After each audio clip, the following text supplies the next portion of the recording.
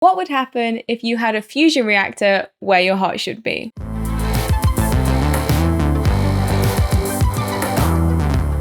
Hi, my name's Leah and welcome to Leah Loves Science, where I answer niche, but necessary, science questions. So I have been comfort watching movies I've seen 1,000 times before, to avoid going outside and having to interact with people. And when you've seen a movie for the 1,000th time, you start to wonder things like, I wonder if Iron Man's arc reactor would just melt him if he tried to wear it. Just melt him if he tried to wear it. So, welcome to that video. So Tony Stark, aka Iron Man, is a Marvel superhero whose main superpowers are genius, billionaire, playboy, philanthropist, and being kind of a dick. In the first Iron Man film, called, I want to say, Iron Man, Tony Stark is running a multi-million-dollar weapons industry that he inherited from his father, Howard Stark, which is nepotism. And Stark Industries HQ is being run by a device called an arc reactor, which was also invented by Tony Stark's dad. In the movie, they describe this arc reactor as being a beacon of clean energy, and the Iron Man wiki describes it as a fusion-type power source. Now, I see the arc reactor, I see a glowy, clean energy donut situation, and I immediately think, fusion reactor. I have a theory it's just a regular fusion reactor.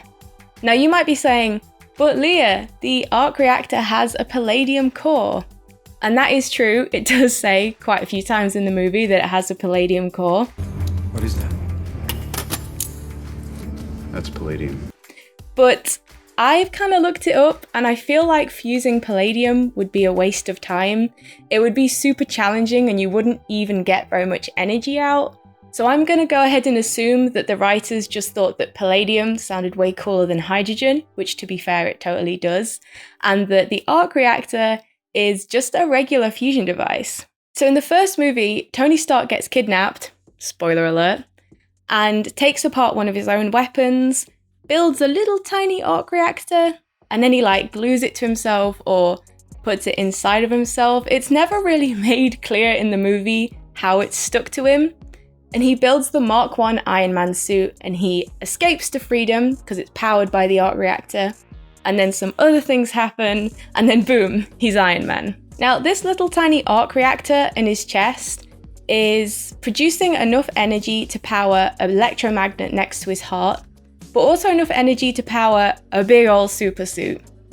Now, this technology resembles fusion technology so much that the MIT Plasma Science and Fusion Center had a few students create a concept design for a fusion power plant based on the arc reactor. It's called the Arc Fusion Reactor, where ARC stands for affordable, robust, and compact. Now, this concept design is for a modular fusion reactor, so you can take it apart into little pieces and replace the bits that need replacing, which is a super cool thing and not something many fusion reactors actually have. Now, at the minute, they're working with Commonwealth Fusion Systems to create Spark, which is adorable, which is sort of a preliminary fusion experiment. So Spark is running high temperature superconducting magnet tests at the moment, and it's hopefully going to be actually built in 2025, which is super exciting. Now that we're all agreed that Iron Man is flying around with a little tiny fusion reactor next to his fleshy human heart, the question we're all wondering,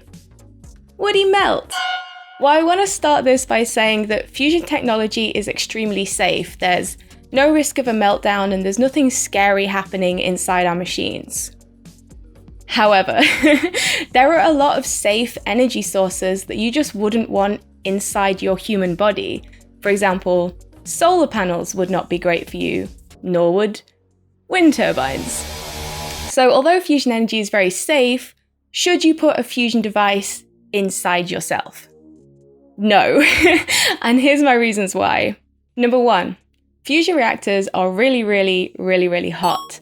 So in order to get our fusion fuel to actually fuse, you need to get it to the right temperature, the right energy. So in order to get our 2 hydrogen nuclei to fuse to become 1 helium nucleus, you need to get it really hot, really dense, and really high pressure. Now, fusion inside stars is kind of easy because the inside of stars is very, very hot, very, very dense, very, very high pressure. However, on Earth, it's really challenging to reach high density and high pressure, especially on a really big scale, like in a big fusion experiment. So instead, we just make it really, really hot, like really, really, really hot. So the center of the sun is 15 million degrees. The center of most fusion experiments, 150 million degrees. So that's 10 times hotter than the center of the sun. And a big part of fusion experiments is trying to find the best way to sort of dissipate this heat once you've got all this heat. And if you had a fusion reactor inside of you, I feel like the best place to put all that heat would probably be inside of you, which is probably not going to feel super great if you're the person with the fusion reactor inside of you. Number 2, when a fusion reaction happens, when 2 hydrogen nuclei fuse to become a helium nucleus, it produces a high energy neutron as part of the reaction. And that neutron goes flying off with all of the fusion energy that you just made.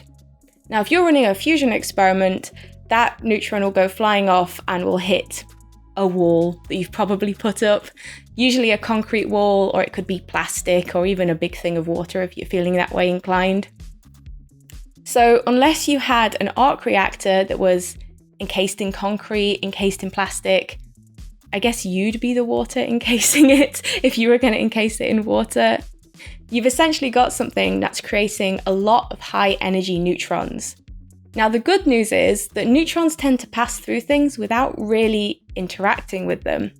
The bad news is, I still think it would be producing enough neutrons to give you a bad time if you had something that was producing a lot of high energy neutrons right next to your fleshy heart.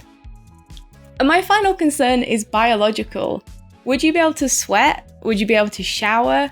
And if you had a big lump of inflexible metal on your sternum where it connects to your rib cage, would you actually be able to breathe? Well, sweating and showering is kind of difficult. Like, I suppose if you had shielded the electronics, maybe you'd be fine. But I'm fairly certain that if you stopped your rib cage being able to flex open, you would not be able to breathe. And in addition to that, if you've ever seen in the movies, Iron Man's arc reactor is like this deep, which I think would place it like exactly where your heart should be. So I'm not sure what Iron Man's actually gone and done with his organs. So biologically, I feel like we're on dodgy ground. So in conclusion, should you put a fusion device inside your body? I think not. I think your fleshy human body is maybe not quite set up for dealing with something as cool as a fusion reactor, even though it would look very cool and could potentially power a supersuit, although I feel like that's a separate video. I hope you enjoyed this video. If you did, please click like below and subscribe to the channel via the orb. And if you want to see more videos like this, we have a playlist for you right here. Bye! Tony Stark was able to build this in a cave with a box of scraps!